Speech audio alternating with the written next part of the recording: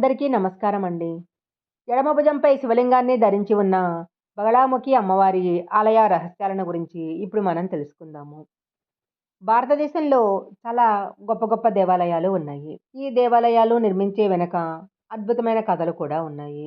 ఈ దేవాలయాలు చాలా అద్భుతమైనవైతే వాటి నిర్మాణానికి దారితీసే సంఘటనలు చాలా అద్భుతంగా ఉంటాయి. అలాంటి దేవాలయాలలో ఒకటి బగళాముఖి ఆలయము.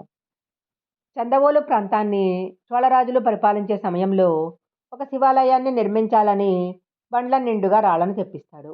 అయితే ఆ బండ్లు ఊరి బయటనే నిలిచిపోతాయి. ఎంత ప్రయత్నించినా ఎద్దులు ముందుకు కదలలేదు. కొందరు దైవజ్ఞులు రాజుతో గ్రామానికి రక్షగా అద్భుతమైన శక్తి ఉందని చెప్తారు. అప్పుడు అక్కడ తవ్విస్తే జగన్మాత విగ్రహం బయటపడుతుంది. ముందు అమ్మవారికి గుడి కట్టించి తర్వాత శివాలయాన్ని నిర్మిస్తాడు. అమ్మవారి విగ్రహాన్ని బయటికి తీసేందుకు తవ్విన కందకంలో నీరు వస్తుంది. అప్పుడు దానిని బావిగా వెడల్పు చేసి కట్టపోసి చెరువులా కట్టిస్తాడు. బండ్లు నిలిచిపోగా దొరికిన అమ్మవారు కాబట్టి బండ్లమ్మ అని అమ్మవారిని పిలిచేవారు. ఆ బావిని బండ్లమ్మ బావి అంటారు. ఈ విధంగా పూజలు అందుకుంటున్న బండ్లమ్మ విగ్రహము దశమహావిద్యలలో ఒకటైన బగళాముఖి అని అంటుంటారు. బగళాముఖి ఆలయాలు చాలా అరుదుగా ఉంటాయి. అయితే ఈ విగ్రహం యొక్క విశిష్టత ఏంటంటే అమ్మవారు తన ఎడమ భుజం పైన శివలింగాన్ని ధరించి ఉంటారు. ఇలా అమ్మవారి విగ్రహగతంగా శివలింగం ఉండటము ఎంతో అరుదు.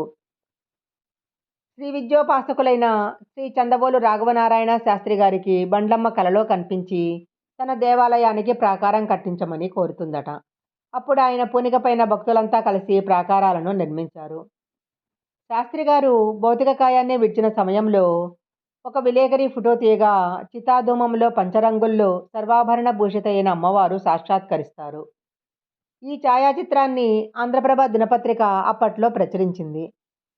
అలాగే 2002 సంవత్సరము నవంబర్ 11న అక్కడ మండప నిర్మాణానికి పునాదులు తవ్వుతుంటే ఎప్పటి మహారాజులు అమ్మవారి కోసం చేయించిన అమూల్యమైన ప్రాచీన సువర్ణాభరణాలు దొరికాయి.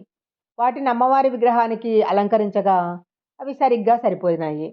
ఈ ఆలయము బాపట్ల రేపల్ల రహదారిలో బాపట్లకు 17 కిలోమీటర్ల దూరంలో ఉంది.